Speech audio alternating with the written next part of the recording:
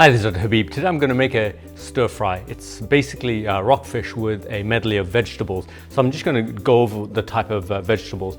Colorful orange peppers, green peppers, we've got mushrooms, bean sprouts, and spring onions. Now you can have any medley you want, but just to go over it, each one has its own nutrients. So the things with colorful greens and oranges, these are high in polyphenols and antioxidants. Spring onions, unlike the regular onion, has very good fibers to feed the microbes in the gut. Mushrooms are very good detoxifiers. Bean sprouts have a lot of minerals in them, and regular onion actually has a lot of sulfur, so it's very good at detoxifying. Rockfish is a deep water fish, so that's highly nutritious, would have good amount of omega-3. So the aim is to make the skillet hot. This is a very quick dish.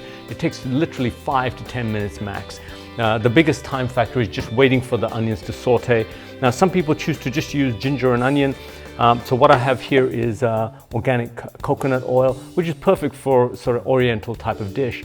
But this cannot get saturated. It has MCT oil. So that's one of the major ingredients. What you have is a ready-made ginger and garlic, and it actually tastes pretty good. I would prefer to do it fresh, but I think for most people it's fine to get a pre-made one. Soy sauce has salt, so you don't want to add any additional salt. Oyster sauce has a sweetness and smoothness to it, and black pepper for a little bit of punch. Okay, so about a dessert spoonful of coconut oil. If you want to use less, that's fine. And then whilst that's melting a little bit, I'm going to just get the onions ready. Dice them the way you like, just smallish. I know my kids don't like onions, so what I have to do for them is kind of hide it by kind of making it smaller. So by the time I finish with the cooking, they can't actually, see the onion. And I think half an onion is enough in such a thing. And then just the peppers that I had ready, I'll just make a few more on the side. Okay, so as the oil, actually what I like to do is I like to circle the oil around so it's on. It's kind of a non-stick already. My traditional wok, which was stainless steel and I burnt and created its own non-stick, was thrown out. So I'm stuck with this one, but it's not bad.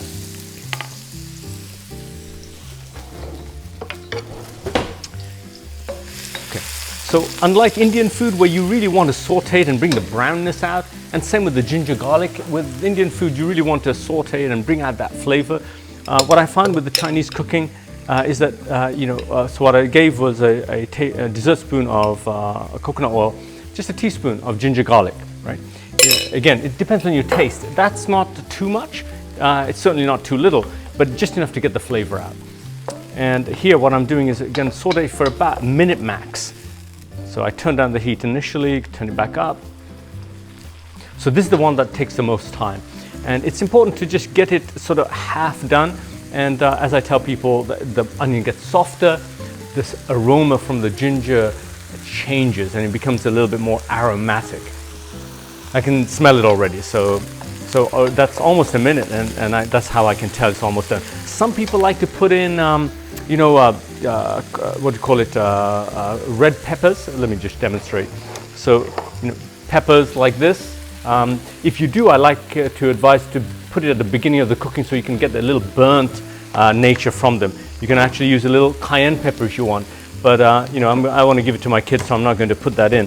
So now that's done, ordinarily I might put in all the stir fry, but I want to actually build up the sauce, and in the sauce I want to put the fish and put them in the right order so that they all get cooked just right. So in this, now that the ginger and garlic are done, I'm going to turn down the heat because I don't need any more. What I'm going to do, although I don't have a dessert spoon right here, I'm going to get about 2 dessert spoons of oyster sauce. 1, 2.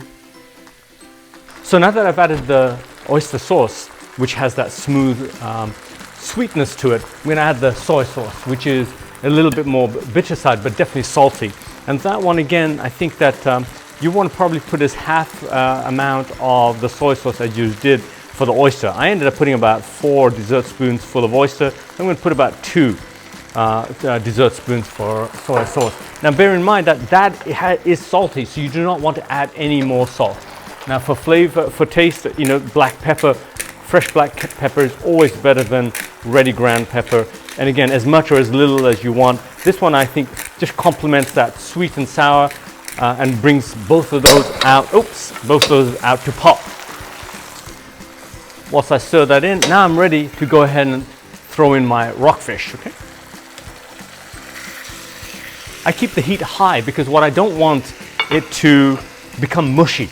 And so already the temperature has dropped. You can hear that the sound has gone down. So I've turned up the heat, and what I want to do, oh, actually turned it off. What I want to do with the heat is, you know, get all the flavoring to cover the fish.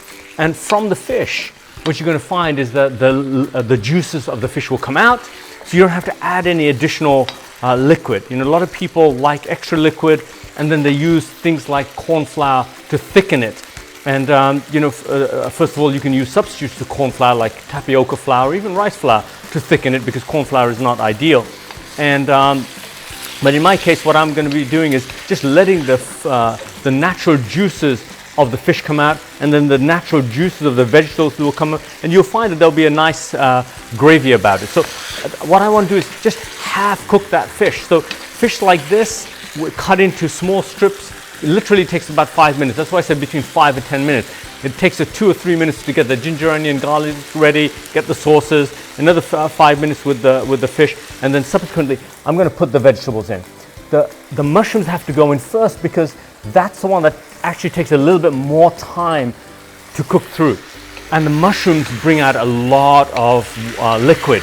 And so for people who you know, don't know that, you will be surprised. So whilst it's hard, all the fluid in the mushroom, the juices in the mushrooms are inside, and the salt from the soy sauce will bring out, you know, salt always brings out the fluid from the food. This is going to take about 3 minutes. And so whenever you're stir frying anything, you really don't want to put a lid on it. Very rarely, sometimes I just put the lid on just to soften things up, but generally with a stir fry, when you put one thing after another, they just stay nicely crisp and yet cooked. So it's pretty high heat right now. I'm going to make it actually even higher. If the heat is high, then you want to keep sort of turning things around a little bit more. And when it's lower, then you've got a little bit more of that flexi time. So as I'm looking at this, I'm actually smelling it at the same time. So, you know, I personally like it a little bit more black pepper. I'm going to spread that out.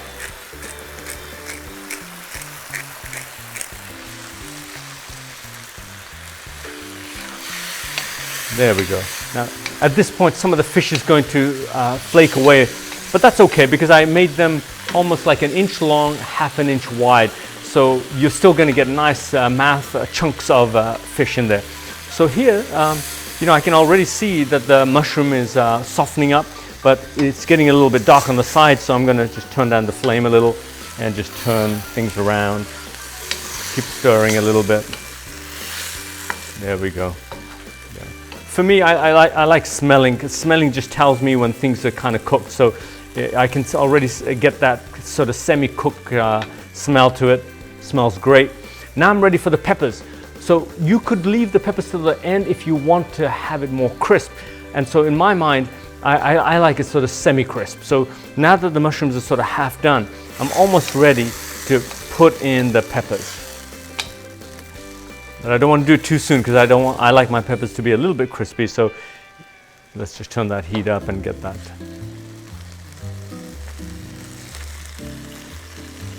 And if I want to do a little tasting, my technique is just to put it on my palm like that. Not bad. So that has plenty of salt in it. Bearing in mind that even if it's a little bit on the salty side, by the time you've added the rest of those vegetables, that's going to spread that saltiness out. So it's really not too salty. And my kids are pretty in tune with eating on salt on the less salty side, should we say. Okay, now there's definitely, now that the mushrooms are half done, I'm ready to throw in those peppers. Any order you like. Green peppers generally take a little bit longer, but I'm not planning to keep either of these peppers in here for too long. Get those in. Perfect.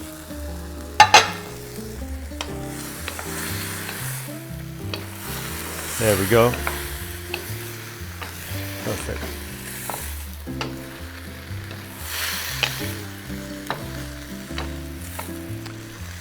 So as the peppers get cooked, they get softer and their juices start to come out, and then that medley where you have all these different flavors, and I think that's what enhances the flavor from stir fries, having that variety.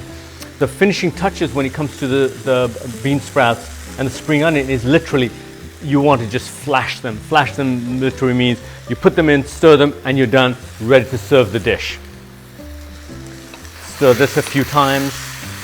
So the mushrooms are getting almost done, and yet the peppers are still looking pretty crispy to me. And I'll just taste it a little bit. Very good. A little bit on the sweeter side. So here what I'm going to do is just put a little bit more soy. That's it. And as I mentioned, the saltiness from the soy brings out the juices.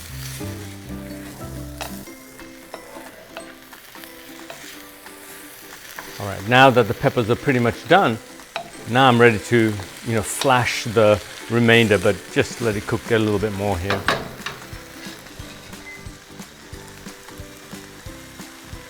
All right, we're ready. So here we go.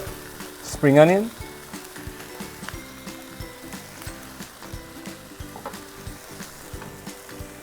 Give that a stir. As I told you, the spring onions, we're not really cooking that through too much, so maybe a minute with the spring onions in.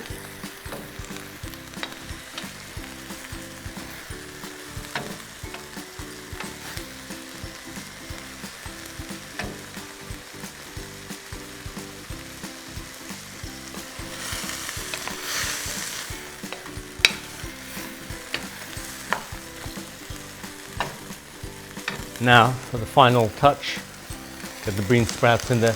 Bean sprouts are about 90% water, so if you overcook them, there'll be literally nothing left. So at this point, I just turn off the flame. There's no more heat right now. It's going to cook in its own heat right now. So you could leave it on top, especially if you're going to be serving it later, because as soon as you stir it into the rest of the dish, it's just going to get soft. So if you're going to serve it later, you definitely do not want to stir it, but I'm ready to serve it, so I'm going to give it a quick stir so the flavors, the juices can then spread themselves out, and this is ready to be served. So that's the combination of mixed vegetable medley with rockfish.